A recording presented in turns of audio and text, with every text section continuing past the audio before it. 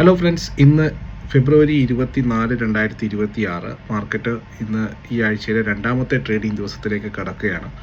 മാർക്കറ്റിനെ സംബന്ധിച്ചിട്ട് തിങ്കളാഴ്ച, അതായത് ഇന്നലെ വളരെ നല്ലൊരു ദിവസമായിരുന്നു.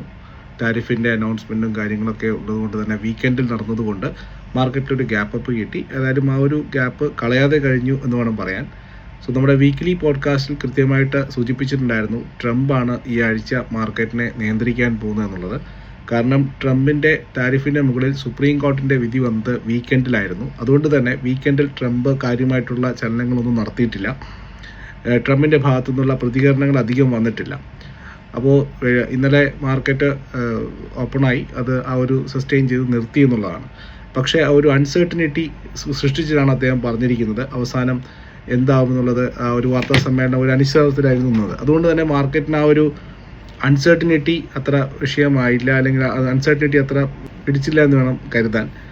ഇന്നലെ വീണ്ടും ട്രംപ് വന്നിരിക്കുകയാണ്. ട്രംപിൻ്റെ ഒരു സോഷ്യൽ മീഡിയ പോസ്റ്റ് വഴിയാണ് ഇപ്പോൾ പുതിയ പ്രഖ്യാപനങ്ങൾ വന്നിരിക്കുന്നത്. നമുക്കറിയാം, ട്രംപിൻ്റെ ഇത് പ്രകാരം 15% താരിഫാണ് ഇപ്പോൾ ട്രംപ് ഏർപ്പെടുത്തിയിരിക്കുന്നത്. പ്രസിഡന്റിൻ്റെ പ്രത്യേക അവകാശം, പ്രത്യേക അധികാരം ഉപയോഗിച്ചാണ് 15% എന്നുള്ള ടാരിഫിലേക്ക് വന്നിരിക്കുന്നത്.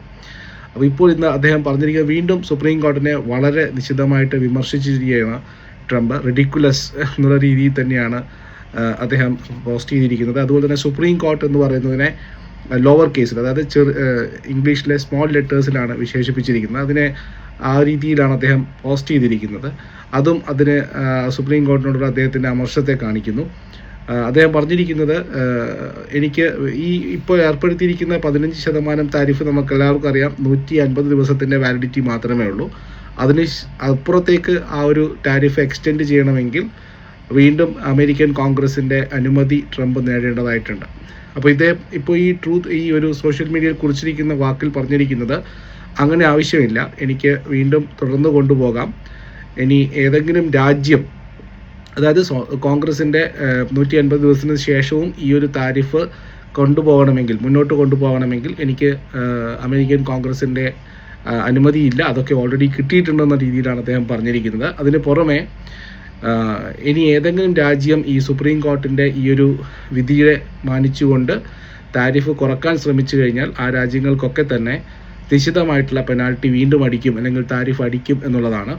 അപ്പോൾ നമ്മളോട് ഡീലെത്തിയിരിക്കുന്ന രാജ്യങ്ങളോ, അല്ലെങ്കിൽ ഡീലെത്താൻ സാധ്യതയുള്ള രാജ്യങ്ങളോ, ഡീൽ നടന്നുകൊണ്ടിരിക്കുന്ന രാജ്യങ്ങളോ, ഏതെങ്കിലും രാജ്യം ഈ ഒരു സുപ്രീം കോർട്ട് വിധിയുടെ അഡ്വാൻറ്റേജ് എടുത്തുകൊണ്ട് താരിഫ് കുറക്കാനോ മറ്റോ ശ്രമം നടത്തിക്കഴിഞ്ഞാൽ ആ രാജ്യങ്ങളെ നിശ്ചിതമായിട്ട് താരിഫ് വീണ്ടും ഇമ്പോസ് ചെയ്യുമെന്നുള്ള രീതിയിലാണ്. അപ്പോൾ ഒരു അൺസർട്ടനിറ്റി വീണ്ടും വന്നു ഇന്നലെ. അതിനുശേഷം ഡോ ജോൺസ് ഏകദേശം 820 പോയിന്റ് തകർച്ചയാണ് നേരിട്ടിരിക്കുന്നത്. അപ്പോൾ അതായത് ഗ്ലോബൽ മാർക്കറ്റ് വീണ്ടും ഒരു അൺസർട്ടനിറ്റിയിലേക്ക് വന്നു. പിന്നെ അദ്ദേഹം പറഞ്ഞിരിക്കുന്നത്, ഇന്നും നാളെയുമായിട്ട്, അതായത് ചൊവ്വാഴ്ചയും ബുധനാഴ്ചയുമായിട്ട് അദ്ദേഹത്തിൻ്റെ ഭരണകൂടങ്ങളും കാര്യങ്ങളൊക്കെ വെച്ചുകൊണ്ട് പുതിയ ഏതൊക്കെ തരത്തിൽ ഈ താരിഫ് തിരിച്ചു കൊണ്ടുവരാൻ പറ്റും എന്നുള്ള രീതിയിൽ നമ്മൾ ശ്രമിച്ചുകൊണ്ടിരിക്കുകയാണ്. അതുമായിട്ട് ബന്ധപ്പെട്ട അനൗൺസ്മെൻറ്റുകൾ 1-2 ദിവസത്തിനുള്ളിൽ ഉണ്ടാകും. ഏതായാലും ഞങ്ങൾ പിറകോട്ടില്ല എന്നുള്ള ശക്തമായിട്ടുള്ള ഒരു സന്ദേശമാണ് ട്രംപും കൂട്ടരും നൽകിയിരിക്കുന്നത്. അത് ഒരു അനിശ്ചിതാവസ്ഥയിലാണ് വന്നിരിക്കുന്നത്. നമ്മുടെ മാർക്കറ്റ് ഇന്നലെ സ്ട്രോങ് ആയിരുന്നു. FIIസും ഇന്നലെ മാർക്കറ്റിൽ ബൈയിങ് സൈഡിലായിരുന്നു. അതുകൊണ്ട് തന്നെ ഒരു സ്ട്രോങ് ബൈയിങ് ആണ് ഇന്നലെ മാർക്കറ്റിൽ കണ്ടത്.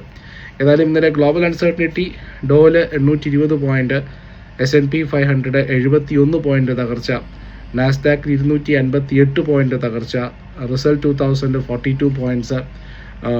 കാര്യമായിട്ടുള്ള എല്ലാ മേജർ ഇൻഡെക്സുകളും, ഡാക്സും യൂറോപ്യൻ മാർക്കറ്റും ഒക്കെ തന്നെ നെഗറ്റീവായിട്ടാണ് ക്ലോസിംഗ് വന്നിരിക്കുന്നത്. S&P നമ്മുടെ SGX നിഫ്റ്റിയും 130-140 പോയിന്റോളം മൈനസോടുകൂടിയാണ് ക്ലോസിംഗ് വന്നിരിക്കുന്നത്. നമ്മുടെ ഇന്നലത്തെ വൈകുന്നേരത്തെ ക്ലോസിംഗ് അനുസരിച്ചാണെങ്കിൽ നമുക്ക് 25,450 to 25,500 വളരെ ശക്തമായിട്ടൊരു സപ്പോർട്ട് സോൺ ആയിരുന്നു. ഇന്നത്തെ ഗ്യാപ് ഡൗൺ ഓപ്പണിംഗ് തന്നെയാണ് പ്രതീക്ഷിക്കുന്നത്. മാർക്കറ്റിൻ്റെ ആ ഒരു നീജർ റിയാക്ഷൻ ഉണ്ടാവും. പിന്നീട് ഇന്ത്യൻ മാർക്കറ്റ് അതിൻ്റെതായിട്ടുള്ള ക്യൂസ് ഉൾക്കൊണ്ടുകൊണ്ട് മുന്നോട്ട് പോകുമോ എന്നാണ് നമുക്ക് അറിയേണ്ടത്. ഏതായാലും ഗ്ലോബൽ അൺസർട്ടനിറ്റി വീണ്ടും ട്രംപിനെ കൊണ്ട് ക്രിയേറ്റ് ചെയ്യപ്പെട്ടിരിക്കുന്നു. 25,350 താഴെ മാത്രമാണ് നിഫ്റ്റിയെ സംബന്ധിച്ചിട്ടൊരു നെഗറ്റീവ് ഒരു ടെറിട്ടറി ഉള്ളത്. അതേസമയം നമുക്ക് അപ്സൈഡിൽ ക്യാപ്പ് ഓരോ പോയിന്റ്സിലും ഉണ്ട്. 25,750 മുതൽ 25,850 വരെയുള്ള 100 പോയിൻ്റാണ് നിഫ്റ്റിയെ സംബന്ധിച്ചിട്ട് വളരെ പ്രധാനപ്പെട്ട ഒരു റെസിസ്റ്റൻസ് സോണായിട്ട് ആക്ട് ചെയ്യാൻ സാധ്യത. അപ്പോൾ ഒരു വളരെ സംഭവബഹുലമായിട്ടുള്ള ഒരു ആഴ്ചയിലേക്ക് തന്നെയാണ് മാർക്കറ്റ് നീങ്ങിക്കൊണ്ടിരിക്കുന്നത്. അതേസമയം ഗ്ലോബൽ ടെൻഷൻ എസ്കലേറ്റ് ചെയ്തുകൊണ്ടിരിക്കുകയാണ്. ഇറാൻ ഈ അമേരിക്കൻ ഇഷ്യൂ, അതേസമയം അമേരിക്കക്കുള്ളിൽ ശീതക്കാറ്റ് ശക്തമായിട്ട് വീശിക്കൊണ്ടിരിക്കുകയാണ്. പല ഫ്ലൈറ്റുകളും ക്യാൻസൽ ചെയ്തിരിക്കുന്നു. കോസ്റ്റൽ ഏരിയാസിലൊക്കെ കണ്ടീഷൻസ് സിവിയർ ആണ്, പവർ ഫെയിലിയർ ഉണ്ടാകുന്നു എന്നുള്ള വാർത്തകളും വരുന്നുണ്ട്. സോ ഓൾ ടുഗെദർ ഒരു അൺസർട്ടനിറ്റി ക്രിയേറ്റ് ചെയ്തിരിക്കുന്നു. ട്രംപിൻ്റെ ഭാഗത്തു നിന്നുള്ള അടുത്ത പ്രഖ്യാപനങ്ങളോ അല്ലെങ്കിൽ അദ്ദേഹത്തിൻ്റെ സോഷ്യൽ മീഡിയ പോസ്റ്റുകളോ ആയിരിക്കാം അടുത്ത മാർക്കറ്റിനുള്ള ഒരു ഡ്രൈവ് എന്ന് പറയുന്നത്. സോ ഏതായാലും നമുക്ക് നോക്കാം. മാർക്കറ്റിനെ സംബന്ധിച്ചിട്ട് IDFC ഫസ്റ്റ് ബാങ്കിൻ്റെ ഇഷ്യൂസ് നാളെ എങ്ങനെയാണ് ഡെവലപ്പ് ചെയ്യുമ്പോൾ കോൺകോളൊക്കെ നടത്തി മാനേജ്മെൻറ്റ് പറഞ്ഞിരിക്കുന്നത്. സീനിയർ മാനേജ്മെൻ്റ് ഒന്നും ഇതിൽ പാർട്ടായിട്ടില്ല. ബാങ്ക് ശക്തമാണ്. ബാങ്കിൻ്റെ നെറ്റ് ഇൻട്രസ്റ്റ് മാർജിനൊക്കെ ബോട്ടം ഔട്ട് ചെയ്ത് കഴിഞ്ഞു. സോ ഒരു അപ്സൈഡിനുള്ള സാധ്യത മീൻസ് അവർ അപ്സൈഡ് അല്ല പറയുന്നത്, അന്വേഷണങ്ങൾ ശക്തമായി നടന്നുകൊണ്ടിരിക്കുകയാണ്. 590 കോടി രൂപയുടെ ഫ്രോഡ് ഉണ്ട് എന്ന് പറയുന്നുണ്ടെങ്കിലും റിക്കവറിയും കാര്യങ്ങളൊക്കെ നടക്കും. അതിനുശേഷം മാത്രമേ യഥാർത്ഥത്തിലുള്ള നഷ്ടം എത്രയാണെന്ന് കാണിക്കാൻ സാധിക്കുകയുള്ളൂ എന്നുള്ളത്. ഏതായാലും മാർക്കറ്റ് സംഭവബഹുലം തന്നെയാണ് ഈ ആഴ്ച. ഇനിയിപ്പോൾ നാളെയും മറ്റന്നാളൊക്കെ അദ്ദേഹത്തിൻ്റെ പബ്ലിക് ടോക്കൊക്കെ വരുന്നുണ്ട്. അപ്പോൾ ട്രംപിൻ്റെ കാര്യങ്ങളൊക്കെ തീരുമാനിച്ചായിരിക്കും മാർക്കറ്റിൽ മുന്നോട്ട്. കമ്മോഡിറ്റി മാർക്കറ്റിൽ നല്ല വാർത്തകളാണ്. വീണ്ടും സിൽവർ മുകളിലേക്ക് പോയിക്കൊണ്ടിരിക്കുന്നു, ഗോൾഡ് മുകളിലേക്ക് പോയിക്കൊണ്ടിരിക്കുന്നു. സോ നോക്കാം. അപ്പോൾ മാർക്കറ്റിൽ ട്രേഡ് ചെയ്യുന്നവരെ സംബന്ധിച്ചിട്ട് വളരെ കോഷ്യസോടുകൂടി ട്രേഡ് ചെയ്യുക എന്ന് മാത്രമേ പറയാനുള്ളൂ.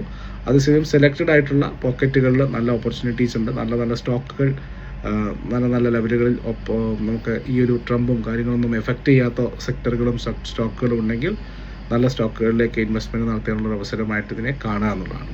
സോ ഏതായാലും വെയിറ്റ് ആൻഡ് വാച്ച്. മറ്റൊരു വീഡിയോ ആയിട്ട് കാണുന്നവരെ എല്ലാവർക്കും നന്ദി.